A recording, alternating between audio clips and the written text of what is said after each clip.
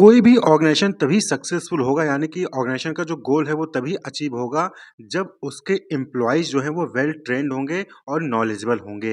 यानी कि जो एम्प्लॉइज़ वर्क कर रहे हैं ऑर्गेनाइजेशन में वो अगर नॉलेजेबल हैं, उनके पास अच्छी खासी ट्रेनिंग है, उनके पास जो स्किल्स चाहिए वो स्किल्स हैं, तो वो अच्छे से परफ़ॉर्म करेंगे और जब अच्छे से परफ़ॉर्म करेंगे तो ओवरऑल जो ऑर्गेनाइजेशन का गोल है, ऑब्जेक्टिव है, वो अचीव होगा। तो एनवायरनमेंट में लगातार कंटीन्यूअस जो है डिफरेंट चेंजेस होते रहते हैं, टेक्नोलॉजी में चेंजेस हो रहा है, प्रोसेस में चेंजेस हो रहा है, बिहेवियर में चेंज हो रहा है। तो ऐसे केस में एम्प्लॉय को भी अप टू डेट रहना होता है और ऐसे केस में एम्प्लॉय को ट्रेनिंग देना ज़रूरी है। सपोज़ करें कि मशीनरी चेंज हो गई, नई टेक्नोलॉजी आ गई, तब नई टेक्नोलॉजी को कैसे चलाना है, कैसे रन करना है, उसके लिए जो है वहाँ पर एम्प्लॉय को ट्रेनिंग देनी होती है। यानी कि नॉलेज और स्किल्स को इम्प्रूव करने के लिए वहाँ पर एम्प्लॉय को ट्रेनिंग देनी होती है। तो अब यहाँ पर हम बात करेंगे कि क्या प्रोसेस है ट्रेनिंग का, यानी कि ट्रेनिंग प्रोसेस में क्या-क्या स्टेजेस होते हैं, स्टेजेस इन ट्रेनिंग प्रोसेस। तो नॉर्मली हर जगह पे आपको 5 स्टेजेस देखने को मिलेंगे। सबसे पहला स्टेज है ट्रेनिंग नीड आइडेंटिफिकेशन, यानी कि पहले आपको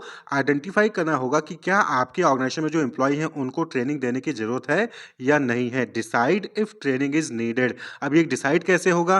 तो उसके लिए सभी ऑर्गेनाइजेशन में हर एक्टिविटी के लिए स्टैंडर्ड बनाए जाते हैं। तो उस स्टैंडर्ड के अकॉर्डिंग आपको चेक करना होगा कि जो एम्प्लॉय की परफॉर्मेंस है, एक्चुअल परफॉर्मेंस है, वो है या नहीं है। Compare the actual performance with standard. अगर एक्चुअल परफॉर्मेंस स्टैंडर्ड के इक्विवेलेंट है, तो वहाँ पर ट्रेनिंग की रिक्वायरमेंट नहीं है। लेकिन अगर एक्चुअल परफॉर्मेंस पुअर है और स्टैंडर्ड आपका कुछ और है, तो ऐसे केस में वहाँ पर एम्प्लॉय को ट्रेनिंग देने की ज़रूरत पड़ेगी। आप सपोज़ करिए कि लास्ट ईयर तक जो सेल था वो 100 यूनिट था, पर मंथ 100 यूनिट था। लेकिन जैसे ही नेक्स्ट ईयर आया, आपने नए एम्प्लॉय को जो है वहाँ पर रिक्रूट किया और पता चला कि सेल क्या हो गई, डाउन हो गई, अब 90 हो गई या फिर 80 यूनिट हो गई पर मंथ। तो ऐसे में यानी कि आपका जो सेल था वो डिक्रीज़ हुआ है नए एम्प्लॉय के आने के बाद।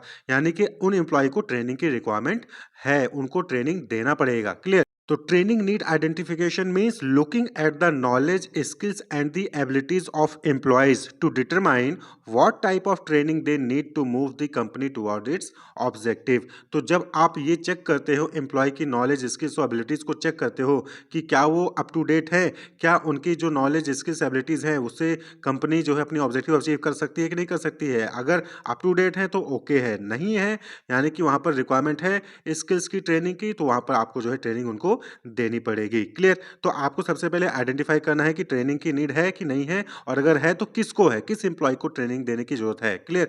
उसके बाद फिर अगला स्टेज है that is set training goal and objective. अब आपको जो है ट्रेनिंग जो आप देने जा रहे हैं उसका गोल क्या होगा, उसका ऑब्जेक्टिव क्या होगा, यानी कि क्या पर्पज होगा ट्रेनिंग देने का। तो द ओवरऑल पर्पज और aim of the training program, जो भी आप ट्रेनिंग प्रोग्राम जो है बनाने जा रहे हैं उसका ओवरऑल पर्पज क्या होगा, क्या अचीव करना चाह रहे हैं। आप जो है एम्प्लॉय की नॉलेज को, स्किल्स को इंप्रूव करना चाहते हैं, इंक्रीज करना चाहते हैं। आप कोई नई टेक्नोलॉजी आई है उसको इंप्लीमेंट करवाना है आपके ऑर्गेनाइजेशन में, तो उसके लिए जो है आप ट्रेनिंग देना चाहते हैं एम्प्लॉय को, या फिर जो है गुड्स और सर्विस की क्वालिटी को इंप्रूव करना चाह रहे हैं। तो किस पर्पज के लिए, क्या गोल है, क्या ऑब्जेक्टिव है ट्रेनिंग का। अगर कोई एम्प्लॉय उस ट्रेनिंग को करेगा, उस ट्रेनिंग प्रोग्राम में शामिल होगा, तो उससे उसका क्या फायदा होगा, क्या बेनिफिट होगा, ये जो है आपको वहां पर सेट करना होगा। क्लियर? देन नेक्स्ट स्टेज है सेलेक्ट एप्रोप्रिएट ट्रेनिंग मेथड, यानी कि आपने जो है ट्रेनिंग नीड आइडेंटिफाई कर लिया कि हाँ एम्प्लॉय को ट्रेनिंग देने की जरूरत है, आपने ट्रेनिंग प्रोग्राम का गोल ऑब्जेक्टिव सेट कर लिया। अब जो है आपको ट्रेनिंग मेथड जो है, एप्रोप्रिएट ट्रेनिंग मेथड जो है वो सेलेक्ट करना होगा। यानी कि organisation needs to determine what type of training is needed, किस टाइप की ट्रेनिंग जो है वहां पर देने की जरूरत है, ऑन द जॉब मेथड या फिर ऑफ द जॉब मेथड। तो ऑन द जॉब मेथड में क्या होता है कि training is administered at the actual work site using the actual work equipment. तो ऑन द जॉब यानी कि जॉब करते हुए जॉब लोकेशन पे ही ट्रेनिंग वहां पर दी जाती है। जैसे अप्रेंटिसशिप हो गया, कोचिंग हो गया, इंटर्नशिप हो गया, जॉब रोटेशन हो गया, ये सब ट्रेनिंग मेथड है जो कि हमने ऑलरेडी डिस्कस कर रखा हुआ है। तो ऑन द जॉब मेथड में जॉब करते वक्त उसको जो है ट्रेनिंग प्रोवाइड की जाती है, या फिर एम्प्लॉय को ऑफ द जॉब मेथड का यूज करना है जहां पर किसी दूसरी जगह पर, किसी रूम में, ऑडिटोरियम में ले जाकर जो है उनको ट्रेनिंग दी जाती है।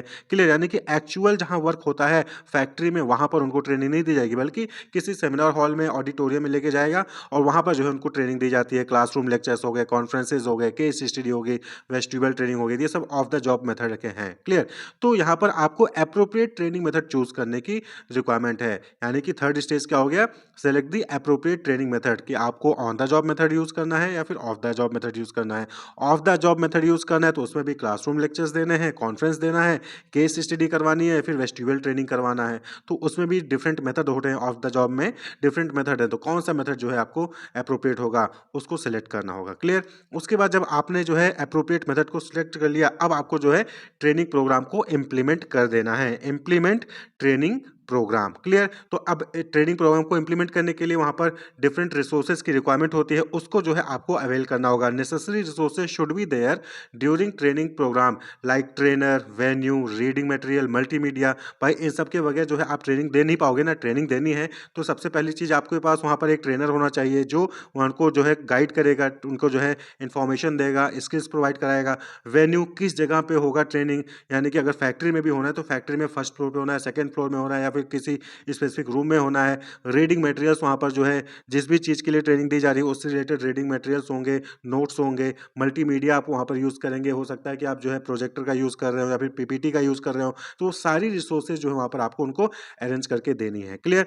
यहाँ पर इंपॉर्टेंट चीज़ क्या है इम्प्लीमेंट ट्रेनिंग प्रोग्राम में कि जो प्रोफेसर्स है यानी कि जो ट्रेनर है वो जो है नॉलेजेबल होनी चाहिए, वो अपने सब्जेक्ट एरिया में एक्सपर्ट होने चाहिए। जो ट्रेनर है जो ट्रेनिंग देगा वो एक्सपर्ट होना चाहिए। Professionals should conduct training with knowledge and expertise in the given subject area. तो जो प्रोफेशनल्स हैं जो ट्रेनिंग देंगे वो जो है अपने सब्जेक्ट एरिया में वेल नॉलेजेबल होने चाहिए, एक्सपर्ट होने चाहिए। Clear? Employee should be encourage to participate in the training process by participating in discussion, asking questions, contributing their knowledge and expertise. तो जब ट्रेनिंग प्रोग्राम होता है तो वहाँ पर एम्प्लॉय को भी मोटिवेट करना चाहिए कि वो जो है ट्रेनिंग में पार्टिसिपेट करे। कई बार होता है कि एम्प्लॉय जो है बैठा तो है लेकिन वो सुन नहीं रहा होता है, एक्टिविटी पार्टिसिपेट नहीं कर रहा होता है। तो वहाँ पर इस चीज़ का भी ध्यान देना जरूरी है कि जब एम्प्लॉय को ट्रेनिंग दी जा रही हो तो वो पार्टिसिपेट करे, यानी कि वहाँ पर चीज़ें डिस्कस करे, वहाँ पर ट्रेनर से क्वेश्चंस पूछे, वहाँ पर जो है अपनी नॉलेज को, एक्सपर्टीज को वहाँ पर वो शेयर करे। क्लियर? तो इम्प्लीमेंट ट्रेनिंग प्रोग्राम। तो ट्रेनिंग प्रोग्राम आपने वहाँ पर इम्प्लीमेंट कर दिया, ट्रेनिंग कंडक्ट करवा लिया। अब ट्रेनिंग कंडक्ट करवाने के बाद आप क्या करोगे? इवैल्यूएट करोगे। किसको? ट्रेनिंग प्रोग्राम को। इवैल्यूएट ट्रेनिंग प्रोग्राम, जो आपने ट्रेनिंग दी एम्प्लॉय को उसको इवैल्यूएट करोगे ना कि क्या ट्रेनिंग देने से कोई फायदा हुआ है, कोई बेनिफिट हुआ है कि नहीं हुआ है, एम्प्लॉय की नॉलेज स्किल्स बढ़ी है कि नहीं बढ़ी है, इसको चेक करना जरूरी है। तो उसके लिए आप क्या करोगे कि उसके लिए conduct test, quizzes to assess the performance of the trainee. तो होता नहीं है कि आप कोई भी आप ट्रेनिंग मिलती है तो उसके बाद लास्ट में क्या होता है कि कुछ एक 10 या 20 एमसीक्यूज आपसे पूछ लिए गए, क्विज करवा लिया गया, जिससे कि ये चेक किया जाता है कि आपने जो पूरा ट्रेनिंग प्रोग्राम में आपको बताया गया क्या आपको उसके बारे में कुछ पता चला कि नहीं पता चला, क्या आपने कुछ ग्रैब किया कि नहीं, क्या कुछ सीखा कि नहीं सीखा है। तो इनसे जो है पता चल सकता है। अगर अगर जो है वहाँ पर नॉलेज में कुछ सिग्निफिकेंट इंक्रीज हुआ है तो यानी कि ट्रेनिंग प्रोग्राम सही है, ट्रेनिंग प्रोग्राम का फायदा हुआ है। लेकिन अगर ट्रेनिंग प्रोग्राम के बाद नॉलेज में कोई भी इंप्रूवमेंट नहीं हुआ है, नॉलेज इंक्रीज नहीं हुई, स्किल्स इंक्रीज नहीं हुआ, तो यानी कि ट्रेनिंग प्रोग्राम कहीं ना कहीं खराब थी। आपको दोबारा से जो है वहां पर ट्रेनिंग प्रोग्राम को रिवाइज करना पड़ेगा। तो if there is significant increase in knowledge then the training programme is good, otherwise revise the training programme. तो अगर ट्रेनिंग प्रोग्राम से इंप्रूव हुआ है, नॉलेज इंक्रीज हुआ है, ट्रेनिंग स्किल्स इंक्रीज हुई हैं, तो ट्रेनिंग प्रोग्राम अच्छा था। नहीं तो ट्रेनिंग प्रोग्राम खराब था। दोबारा से ट्रेनिंग आपको वहाँ पर किसी दूसरे तरीके से, किसी दूसरे मेथड से जो है ट्रेनिंग देने की जरूरत वहाँ पर पड़ेगी। क्लियर? इसी तरीके से एम्प्लॉय से भी फीडबैक लिया जाता है। Feedback is also taken from employees to assess the effectiveness of training. यानी कि एम्प्लॉय, भाई कई बार होता है कि हो सकता है कि ट्रेनर में कोई ना कोई प्रॉब्लम हो, मेथड हमने सही चूज किया था, ट्रेनर उतना अच्छा ना हो या ट्रेनर जो है सही से कम्युनिकेट नहीं कर पाया, तो एम्प्लॉय से भी फीडबैक लिया जाता है कि जो आपको ट्रेनिंग दी गई है क्या वो इफेक्टिव थी, क्या आपके अकॉर्डिंग सही था। यूजली जो फीडबैक होता है उसमें जो है उनको कंटेंट के बारे में पूछा जाता है कि ट्रेनिंग का कंटेंट सही था कि नहीं सही था, ट्रेनिंग में मटेरियल जो यूज़ किया गया है वो सही था कि नहीं सही था, ट्रेनर सही थे कि नहीं थे, टाइम ड्यूरेशन यानी कि 1 घंटे का था कि लगातार 2 घंटे बैठना है, वो ड्यूरेशन सही था कि नहीं था, कि हम कम टाइम ड्यूरेशन में जो है आपको बैठाया जाए कि 30 मिनट का लेक्चर हो, उसके बाद फिर 5 मिनट का ब्रेक हो, फिर 30 मिनट का लेक्चर हो। तो उसके लिए जो है यहाँ पर फीडबैक लिया जाता है एम्प्लॉय से भी। क्लियर? यानी कि ट्रेनी से भी जो है वहाँ पर फीडबैक लिया जाता है। क्लियर? तो ट्रेनी से क्वेश्चन पूछ के उनको जज भी किया जाता है, असेस भी किया जाता है और साथ ही साथ उनसे फीडबैक भी लिया जाता है ट्रेनिंग प्रोग्राम के बारे में। ये होता है इवैल्यूएट ट्रेनिंग प्रोग्राम। तो यहाँ पर क्या हो गए, 5 स्टेजेस हो गए ट्रेनिंग प्रोसेस के। तो सबसे पहली चीज़, identify the need of training, training need identification, then set training goal and objective, then select appropriate training method, then implement the training program and finally evaluate the training program. अगर training program की वजह से knowledge skills improve हुई है तो it's okay, फिर आप जो है उनको जॉब पे भेज सकते हैं। फिर दोबारा से उनकी परफॉर्मेंस को मेज़र करेंगे और अगर परफॉर्मेंस सही रही, स्टैंडर्ड के अकॉर्डिंग रही तो ठीक है, नहीं तो फिर से जो है वहाँ पर उनको ट्रेनिंग देना होगा और जिसके लिए फिर से ये सारे स्टेप जो है परफॉर्म करने पड़ेंगे। Wish you all the best, keep watching.